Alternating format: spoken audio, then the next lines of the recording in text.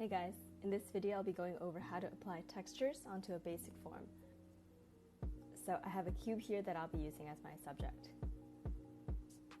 So first I'm going to assign a light source. I'm going to have it coming from up here from the top right corner. So on this cube we have three planes that are visible to us. We have planes A, B, and C. Plane A on top is the closest to the light source, and this means that it'll be the brightest, and when working with ink you actually want to take away a lot of the detail here. You just want to blow out this plane. Plane B will be closest to the texture study that we did, like the thumbnail that we did. It's right in the middle between the brightest and darkest plane. Imagine as if it's a little bit in shade. So it's going to carry the most texture. It's going to be the most vibrant and saturated in color. So this is where you want to push the detail the most. As you can see, plane C is the furthest away from the light source. This means that it'll be the darkest, and if it was in color it would be very desaturated, and also the texture will be very muted.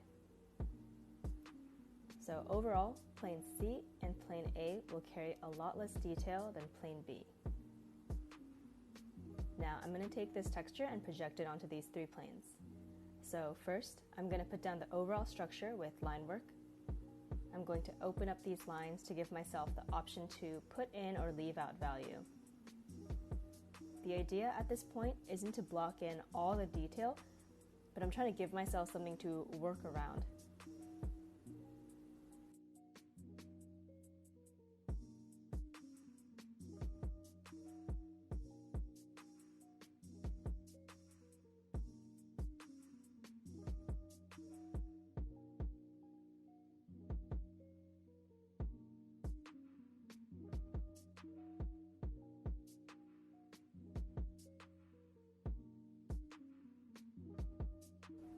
Then I'm going to go into the darkest plane. I'm going to start blocking in some texture and value. We go in pretty dark on this plane, but you don't necessarily have to do all of that right now. We can always go back and push the shadows. In this plane, I'm going to work heavily with shadow shapes and use those to group together some value on my textured surface.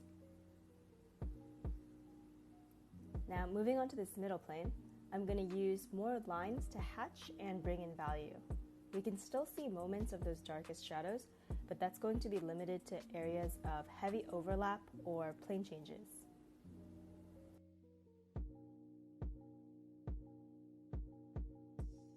Now that I've developed plane B a bit, I can go back into the darkest plane to push these values even darker.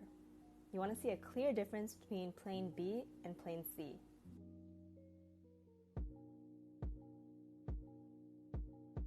Moving on to the lightest plane, I'm going to use minimal lines to define this one. Think about a photo that's been overexposed. We lose a lot of detail in bright light.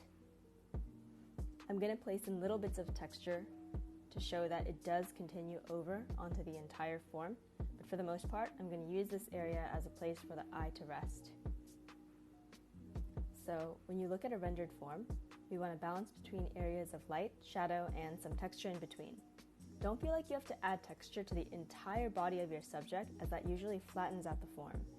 So the relationship between these negative spaces and the shadow is going to really clearly show the volume of the form, and we're just going to use the texture to show a little bit of the gradient in between. And to practice surfacing, take a couple of texture studies and try casting it onto a basic form.